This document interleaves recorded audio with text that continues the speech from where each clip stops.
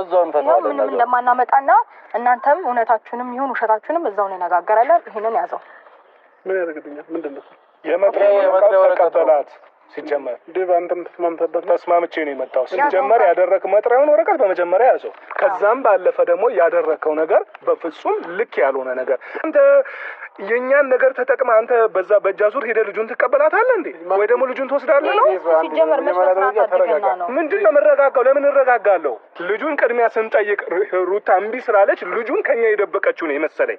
ተረዳኸኝ አይደለም? ነገር ግን ሩታ ደውላ እኔ ጋር እያለቀሰች እኔ በፍጹም ይሄንን ነገር ከኛ ደብቀሽው አይደለም ወይ ስላት በፍጹም እንደዛ አይደለም። በቃ የእናንተን ነገር ግን የእናንተን ሀሳብ ሰምቶ ልጄን የወሰደብኝ ሌላ ሰው ነው ያለችኝ። ስለዛ ላስብ የምችለው ደግሞ አንተና ቡዜ ናችሁ እንጂ ይሄንን ልታደርጉት የምችሉ ውሸታም ተንኮለኛ የሆነ መጥፎ ነገር ባታስቡ እናንተ ሉሌ መሰለ ገና ህፃን ልጅ 1 አመት ያልሞላ ልጅ ጠፍቶባችሁ እንደዚህ ቆማችሁ ያኔ እኮ ከቤቴ አንተ ወስደህብኝ እንኳን 2 ቀን 4 ቀን ታግሻ አውቃለሁኝ። አሁንም ግን ያንን ልደግምልህ አልችልም። ገባ አይደለ?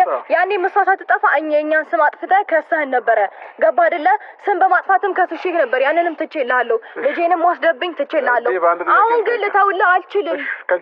እያወቅህ እኔ አልጨረስኩም። አማርኛ እየነገርኩህ አማርኛ እየሰማህ ነው። አማርኛ በስነ ስርዓት እየነገርኩህ ነው። በቀደም እኛ ሩታ ጋር ሄደን ነበረ።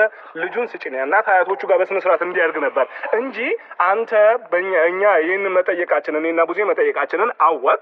ከዛ በኋላ ነው እንደዚህማ ከሆነ ታዲያ እኔ ልጁን በወስደው ተጠያቂ እነሱ ይሆናሉ ብለህ አስበህ በእጃዙር ሄደህ ልጁን ተቀበልክ። ተረዳኸኝ አይደል? ምን እንዳስፈልጋል? እናት ደውላ እዚች ጋር በቀደም እንደዛ ብለኸኝ ዴቭ በአንቺ ፍቃድ ነው ልጁ የሚወሰደው፣ ያለ አንቺ ፍቃድ በፍጹም አይሄድም ሉሌ ብለህ ተናግረኸኝ እንዴት ልጁን ታስወስዳለህ? ማን ነው የሚያስወስደው? እኔ በፍጹም እንደዚህ አይነት ነገር ውስጥ የለውም።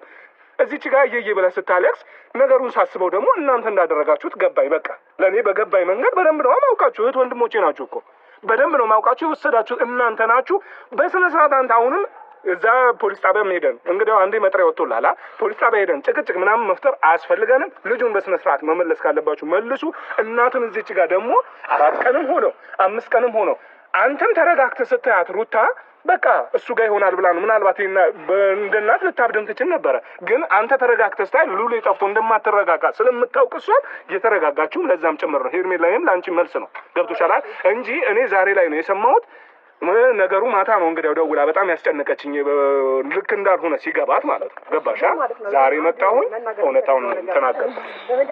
ነገ ከነገ ወዲያ ስንት ነገር ሲያስመስሉ ዛሬ አይደለም እኮ ስለ ሉሌ መነሳት የጀመረው። ልጄ በዚህ ገብቶ ልጄ በዚህ ወጣ ከተባለ እኮ ዛሬ አይደለም። ይሄ ውሸት ይሄ የእውነት ልጅ የጠፋባት ልጅ እንዳልሆነች በጣም ግልጽ ነው። ራሷ ጋር ነው ልጁ። ከዛ ባለፈ አንዴ ኤፍሬም ልጨርስ። ከዛ ባለፈ ነገ ከነገ ወዲያ ምንም ችግር የለውም። ከሳምንት ወይ ከ15 ቀን በኋላ መታ ተጫወተ። እውነት ሲያውቅ ወደ ሩታ መመለሱ አይቀርም። ምክንያቱም እውነት ያለው ሩታ ጋር ስለሆነ እናንተ እያስመሰላችሁ መኖር ትችላላችሁ። ስለ እናንተ አይመለከተንም። ግን ደግሞ ልጅ ነው ያገናኘን። ልጇን ለእናቱ መልሱ። በቃ አለቀ። ጀመር መከራከር የማያስፈልግ መጥሪያ ሰጠሽው አይደል? ሂድ በቃ አንተ በቃ ሄድ እዛው ነገ ጠዋት 2 ሰዓት ላይ አንቺም እንደሆንሽ መገኘት ትችያለሽ። ሂዱ በቃ መሄድ ትችላላችሁ። ግን እናንተ እንዳትገቡ በኋላ እሺ። እስቲ አንተ እዛ አይሆኑም ነበር ወይም ደግሞ ሩታ እንደዚህ አትሆኑም ነበር እያሉ ያተሉ። ስለዚህ እነዚህ ልጆች ደግሞ ክስ ፖሊስ ጣቢያ ስንሄድ እንዴት እንደጠፋ እናሳያቸዋለን። አሁን አሳይቷል። ዝም አትልም ማለት 24 ሰዓት